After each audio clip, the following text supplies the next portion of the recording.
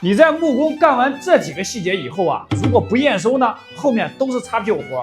费钱不说，关键啊还耽误时间。第一，厨房、卫生间、卧室的门啊，都一定要用石膏板去给它找直。这个活啊，其实真花不了多少钱，后期呢可以少打玻璃胶，家人更健康了，关键也真的环保。第二个呢，就家里所有的吊顶的一个直角处，一定要去做这种整板切割，包括呢我们石膏板与石膏板中间的一个拼缝。一定要做这种微字缝的一个工艺，如果这些细节不做呢，后期啊全部都是裂缝。第三，我们所有的石膏板呢，一定要去弹线打钉，把每一颗螺丝钉啊一定要打在龙骨上，这样呢受力均匀，使用寿命才会更久。第四点呢，就是我们所有的窗帘盒的位置啊，一定要用欧松板去打底，然后再用石膏板呢去贴面，这样后期装上窗帘才更加的结实耐用。第五个呢，就是我们衣柜的上方呢，建议大家去做一个小平底。这样我们衣柜装完以后啊，与顶面可以做到严丝合缝，并且我们的顶比衣柜多出来个1到2公分，